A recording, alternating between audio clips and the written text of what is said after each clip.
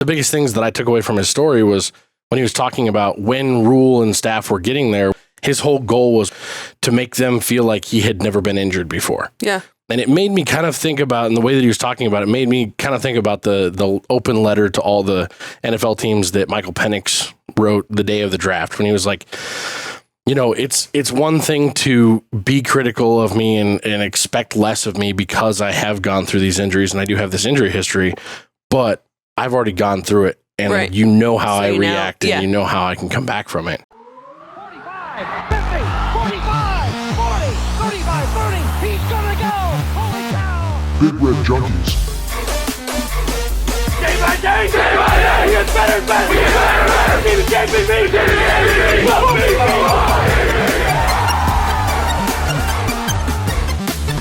Oh man, woman and child, he just turned this stadium inside out!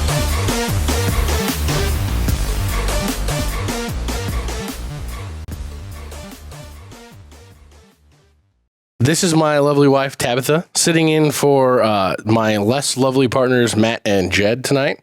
Jed's out on a little hiatus for about a month and a half, and Matt is in D.C. So instead of me doing it by myself, I thought, why not bring on a lovely guest to help talk a little bit about a couple things that happened this week. Actually, just yesterday, we kind of found out that we got the new lovely German addition back to the offensive line. We were without for like a half a season. And I think if you haven't yet, watching the Sean Callahan interview of him after that training camp, I mean, we were rolling laughing. It was so funny. It was like watching first of all, it was like watching Borat. It was like watching a Borat interview from like 1995. I couldn't even take it seriously. None of it. It was Especially his little run. I am running now. I am running. I like to play football. Oh my gosh. And he looks so old. The shot I of literally them, didn't know that was like the player that you were showing me. I was like, it was this grown man. The shot of them showing him standing in the group of dudes waiting to go. It was like watching a comedy where there was a grown man that went back to high school. It was like that Adam Sandler, when he's in. I think that's what I'm talking about, where he's at like school in like a little desk. Or am I thinking of the right thing? I have no idea. I don't know where you're going with this. You have to pull it up. I will. But he's, by all intents and purposes, it looks like he's at least a full year away size-wise from being able to play at all. But I mean, he was exciting to look at as far as the way he was moving. He's almost looking more like a tight end than he was, or maybe like a D end than he was an offensive tackle, which is what they're bringing him in as. But either way, adding guys, finding guys in these satellite camps that we have going on other places, I think is a pretty sweet deal, especially when you're going to bring in a guy that's 23 years old that still has 4 years of eligibility. 22. Oh, 22. We thought he was 23, and then he said 22. And I thought he was 32. Yeah, at least, yeah. He's a grown ass man. Like that's a grown dude, and who's been playing football on the countryside. Yes, a countryside local team, as he put it. Yeah, they don't have any school teams there, so they just have clubs. Yeah. Interesting. Well, they don't associate like with any of their colleges or their gymnasiums. They don't associate any sports with that either. So yeah. It's a definitely different world. We'll see if he ever sees the field for us. But do we know how tall he is? Did it say 6'7"? 6'7". Okay. Yeah. So he is actually tall. It's not like he just was. No, he's a big dude. But he just look like a grown man with some middle schoolers? No, he's actually tall, but he's gonna have to put on a solid 30. Like I think they said he was like 257. Mm-hmm. So he's gonna have to put in a solid 30 pounds, probably 30 to 40 pounds if he's gonna play tackle. But I mean, he originally in 2019 coming out had a full ride offer from. Scholarship offer from UMass. So it's not like he wasn't being looked at by a D1 school, if you want to call UMass a D1 school. But, I mean, they saw something. The way that they like to evaluate talent and raw athleticism and then turn around and try and turn that into something. That's one of the things I love most about this staff. But we wanted to talk about the new Chasing 3 that got dropped yesterday at like 5 o'clock or whatever. It's funny because you don't like Like, you don't like off-season stuff. You don't really follow. You're not like what I would consider a Husker fan. No, I can't really name very many players. And I mean, when we started watching it, you told me the two names of the people that we're going to be like focused on. And I knew that Fidone was a tight end. And I was like, you did. I was patting myself on the back for that one because that's kind of like more than my knowledge base, which I feel like that's only for college. Like, I'm a pretty good about my knowledge base when it comes to like, you always get mad at me because I'm like, oh yeah, he's this. And you're like, babe, I know. I think that's just the way I grew up. Like, I grew up more in a NFL based, definitely fan base house. I would say both your dad and your brother are like passive Husker. Yeah. It's kind of like we live here. We're fans. Yeah. And I have always kind of been that way too, to be honest. Like, so I'm probably not your typical guest by. I can't even hardly get you to watch the show, so. That's true. I listen to it when you are listening to it sometimes, or editing and stuff. But like, I'm a fan. You have to listen to me talk all day, every day, so I'm not shocked that you don't want to listen to it on your We off spend time. like 25/8 together, so it's like, do I want to listen to you more? Yeah. But I'm a fan. Anyways, I don't know a lot of the players. Like, I can tell you a few of their names, and but I enjoy football. I love watching football. I know what's going as much on. about football as most people that I would sit and watch a game with. Yeah. That goes for guys or gals. Yeah. So I'm not just a lame stand-in here, and I know the game. Yes, and you've had some fun. Like look-ins, behind-the-scenes sort of things, because your brother played at Burke when, when Heinrich was there. Mm-hmm. Not Heinrich. Nick Henrich. Sorry. Yes, I knew what you meant. That's why my brain still didn't over there. even Wasn't there one other player that? Yes. I don't remember. Yeah, he was a few years ago. I'd have to ask Nathan. Yeah. I can't recall, but either way, I can't know. I also wanted to talk a little bit about the Chasing 3 because I just made you watch that. Mm-hmm. It was. I didn't think it was as entertaining as the other ones that have come out so far. But it was more just focused on two really good stories of determination and comeback stories, kind of from Rhamir Johnson and from Thomas Fidone hands, or Fidone. I'm going to start this all off by saying I've been really hard on Thomas Fidone, but if you go back and you listen to the show over the last 4 or 5 years, we've only been on YouTube now for going on a year, but the show's been around for, I think, this is mine and Jed's 5th season doing it together, 4th or 5th. Mm-hmm. But every year that I've been super, super hard on and trashed on and talked shit about a player specifically, usually they follow that up with like a season that gets them drafted. So I'm hoping that happens again. Why have you not talked about every single player like at one time?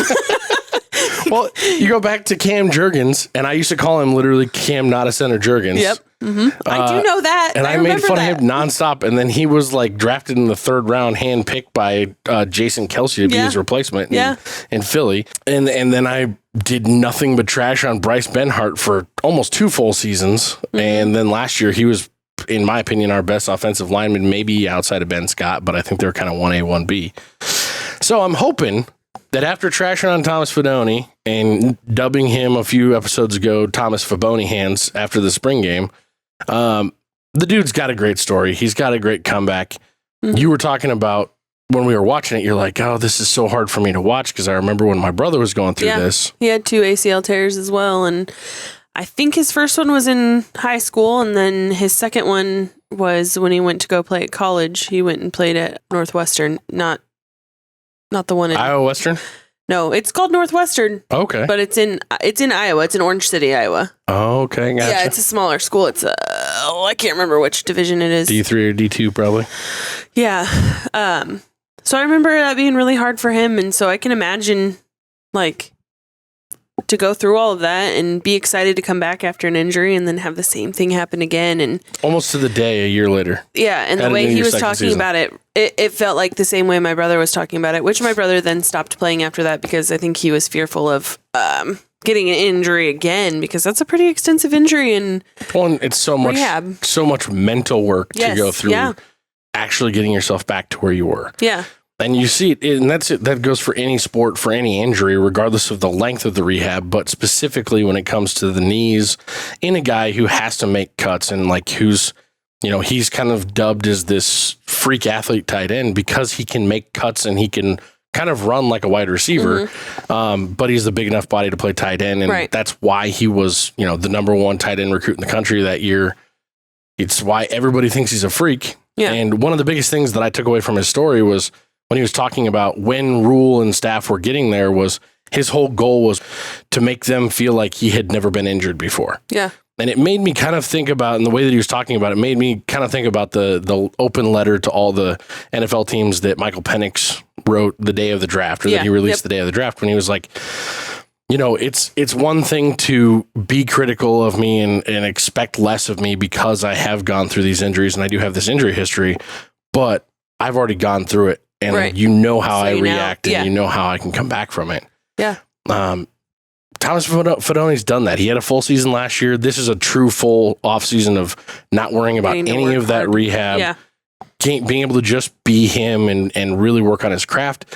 And now he's got a guy in Carter Nelson who's an even bigger freak athlete at the same position coming in. True freshman, just got on the campus last week, who's there to push him now.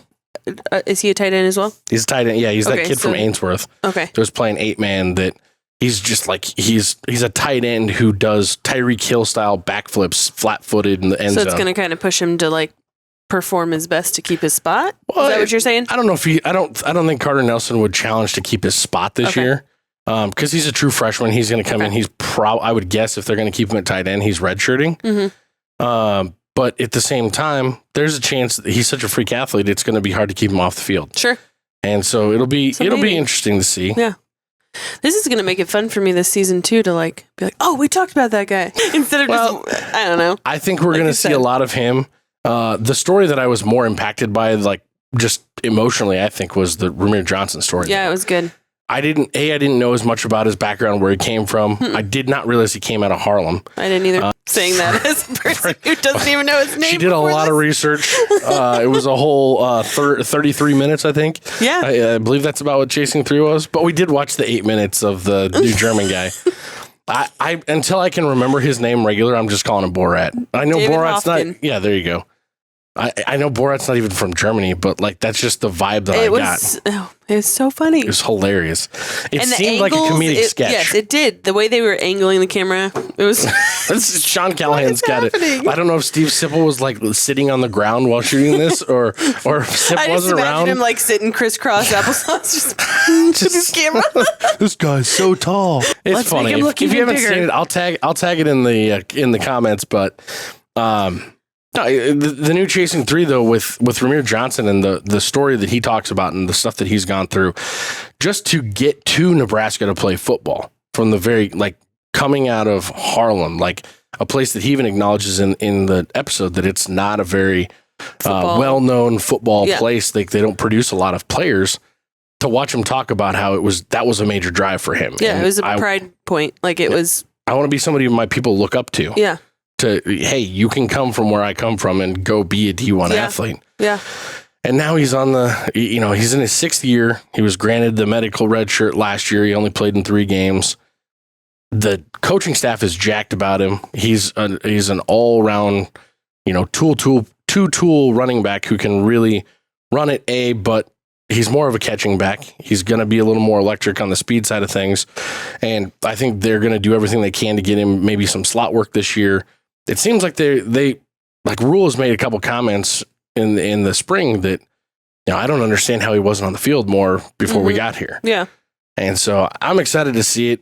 We've talked a lot in our previous episodes about the running back room and how much of a, made of glass hodgepodge that it is. We could have 3 or 4 dudes that are superstars. We could have 3 or 4 dudes that wind up on season-ending injuries again by week 3. Yeah. Don't really know. Was it another running back that was committed today? Yeah. Jamarian Parker, the big kid out of, he is out of Kansas City? No, St. Louis. Yeah. St. Louis. Big 4-star. I didn't get a chance to break any of his stuff down or really get into anything about him, but it's a big win. I think he's the number 2 guy in our 2025 class. He had 22 touchdowns last year. Yeah, big time.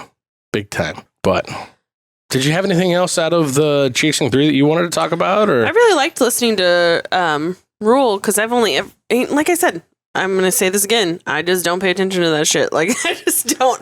I like watching the game, and then it's usually one of the kids needs something, and, you know, like, or I just have other things going on in my brain, and so I just don't sit around for extra and watch any of the press conferences and stuff. So I've never really paid much attention to any of it, and so it's kind of fun to actually have some time to sit there and listen to Rhule talk and like hear about his coaching and stuff. And the way he said he's not like a what was the way he described himself? He's not like a nice, not nice, but his coaching method isn't. Well, I told you it. I can't remember. I don't remember his quote, but he doesn't coddle people. Yeah, he's not a coddler. He's not a cuddler or a coddler. He seems like he could be. He just kind of looks like a teddy bear. But like I said, that's me not having ever paid attention, and now watching that, I'm like, oh, I can see that. Like, he just seems like a guy he's a well-spoken son of a preacher. But he's also extremely driven and has extremely high standards. Yes. And he said that. He said it was him or one of his coaches, which I'm assuming then they are all on the same page, that doesn't matter where you are on the depth chart, you have the same expectations, like first or fifth. And so I thought that was pretty interesting. Yeah, that was the quarterback's coach that was talking about how he prepares everybody. It was fun to listen to the chasing three, I think, from a standpoint of somebody who doesn't catch a lot of the extra media stuff, is that it kind of like they grab the important bits and pieces, the plugs from a lot of the press conferences that happened this spring, and they piece it together with some video to back it up. Yeah. Which is kind of makes it a little easier to digest and a little more entertaining, I guess. Yeah. Rather than in the actual press conferences, you're always listening, trying your best to turn it up during the questions because they don't mic them, and then sending it over. Yeah. Another thing that Rhule had said was, I thought it was kind of cool. Like, he was talking about correcting them and how, like, when I'm correcting you and giving you something, it's because I want you to do better. And I'm like, oh my gosh, like, that's something that I could take to heart too. Well, he's talked a lot about, he's talked a lot about the portal and how you can't be afraid to coach somebody because of the portal.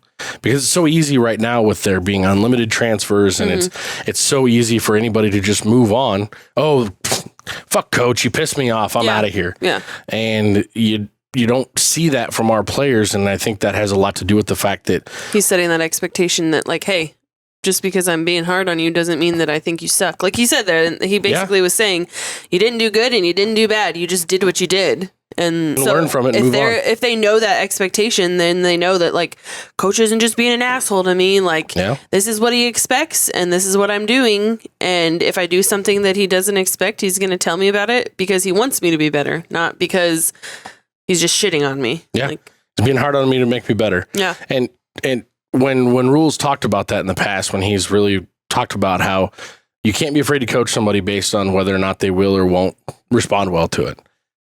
If you're setting that expectation with everybody from the very get-go, when it comes down to even who you're bringing into your program, because that's the big difference, right? Last year when he came in, yes, we had a big high turnover. I think we had somewhere in the neighborhood of 60% of our roster flip. But at the same time, there were still a lot of people left that were used to doing things totally different. Yeah. They were used to a coach that was completely checked out, that wasn't following through on things that he said he was going to do. Right. That didn't hold people to a high standard because he didn't even hold himself to a high standard. And so in any leadership position, it starts with, you have to hold yourself accountable for things, and you have to walk the walk the same that you're going to talk it.